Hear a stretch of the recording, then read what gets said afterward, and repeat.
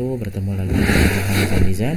Pada kesempatan kali ini kita akan mengulas atau membahas mengenai Peraturan Menteri Dalam Negeri Republik Indonesia Nomor 73 Tahun 2022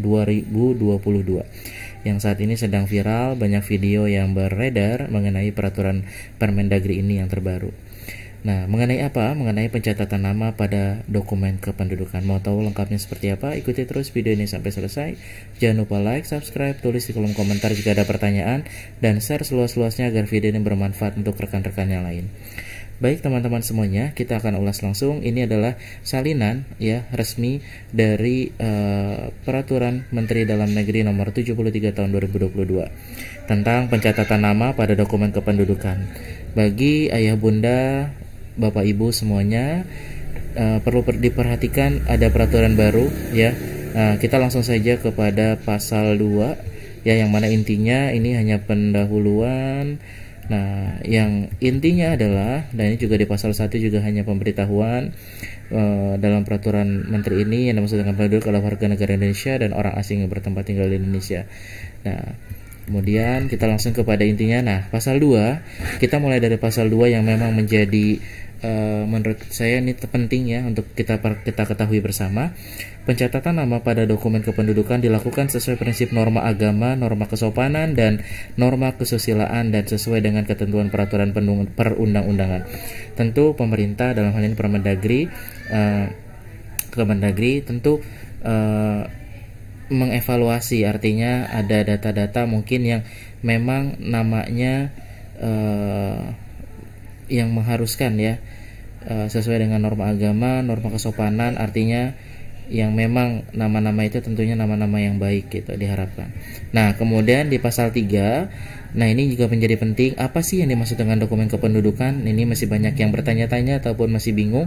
Yang dimaksud dengan dokumen kependudukan meliputi yang pertama adalah biodata penduduk, yang kedua adalah kartu keluarga atau KK, yang ketiga adalah kartu identitas anak atau KIA, yang mana anak di bawah 5 tahun itu juga sudah bisa dibuatkan, biasanya tanpa foto. Jika anak sudah di atas 5 tahun atau kurang dari 17 tahun dan lebih dari 5 tahun itu KIA-nya sudah disertakan dengan foto.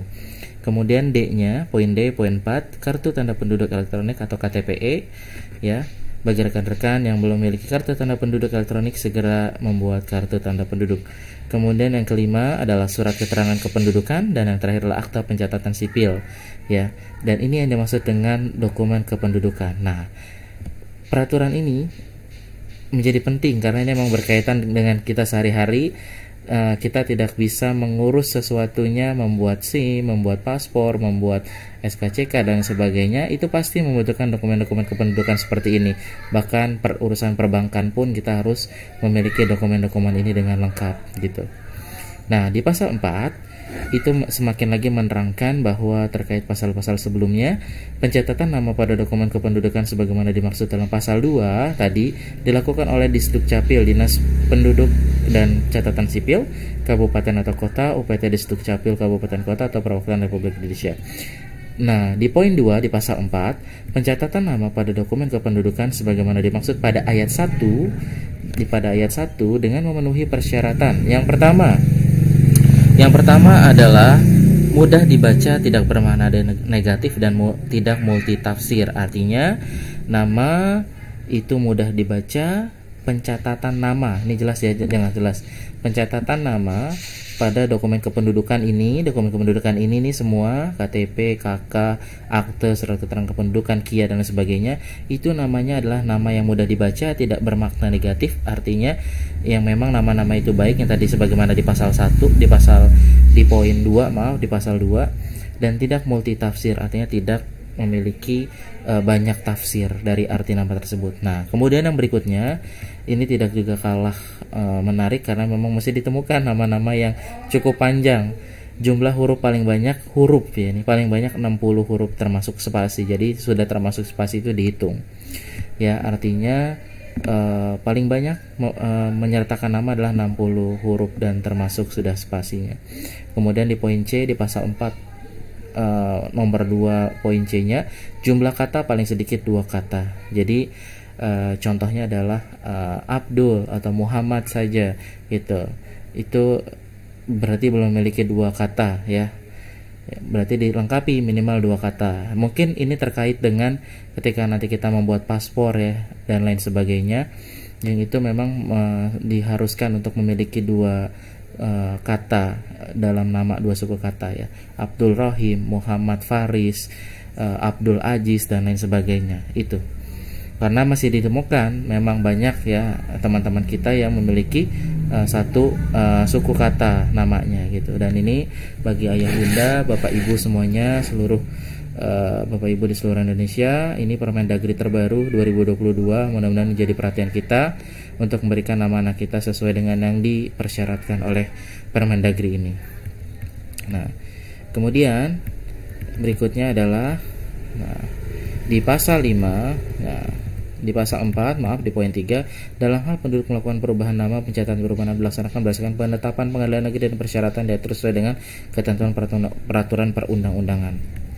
Nah, kemudian di bawahnya, di pasal 5, tata cara pencatatan nama pada dokumen kependudukan meliputi menggunakan huruf Latin sesuai dengan kaidah bahasa Indonesia.